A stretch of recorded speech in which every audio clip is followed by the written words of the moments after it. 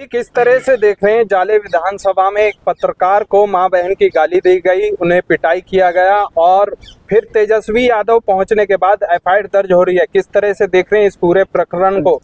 देखिए, वो वही जाले विधानसभा क्षेत्र है जहां बिठौली चौक पर जब वोटर अधिकार यात्रा के दौरान सभा स्थल पर प्रधानमंत्री जी घड़ियाली आंसू बहा रहे थे कि मां का अपमान, महिलाओं का अपमान।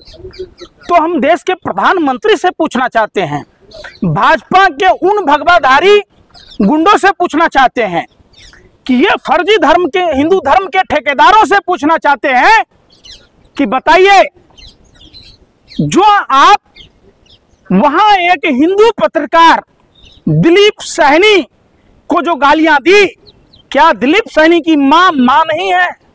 क्या दिलीप सहनी की मां एक महिला नहीं है? पूरे भाजपा से यह सवाल पूछता है भारत और भारतीय जनता पार्टी पर थूकता है भारत। यह सवाल पूछा जाता है, वो निषाद राज का अपमान है जब दिलीप सहनी जैसे पत्रकार जब खराब सड़कों पर सवाल पूछते हैं तो प्रधानमंत्री चुप और मौन हो जाते हैं। प्रधानमंत्री जी, इस देश को जवाब देना होगा, जवाब देना होगा महिला के अपमान का।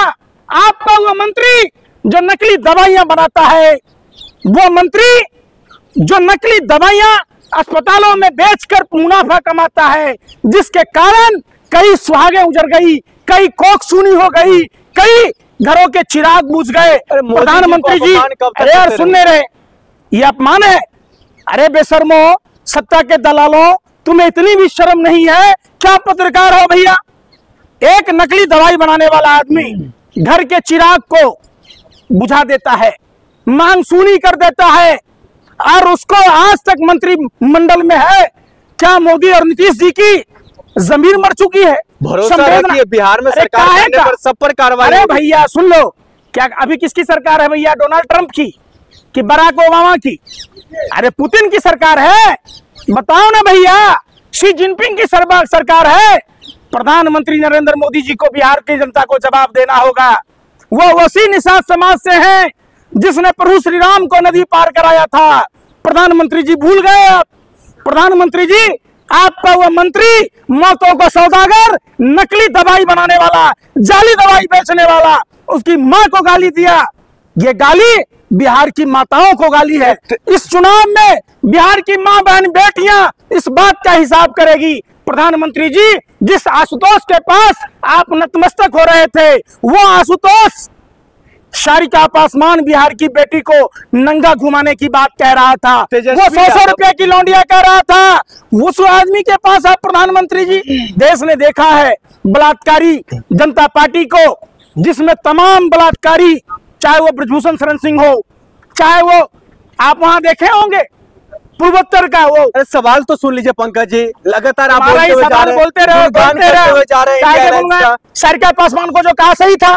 सवाल ये है, मां को गाली दी गई थी तो उस दौरान तेजस्वी यादव कहाँ थे? सुन, उस दौरान क्यों नहीं एफआईआर? बोलो यार, मंच पर न राहुल गांधी थे, न जिबे वो थे तेजस्वी यादव, न दीपांकर भट्टाचार्य, न मुकेश सहनी। अरे सुन लो, अरे मंच किसका था? अपने मुंह से गाली किसने दी? बीजेपी का मंच था, नीतीश कुमार का मंच था, चिराग पासवान का मंच था। मंच था किसका? मुंह किसका था?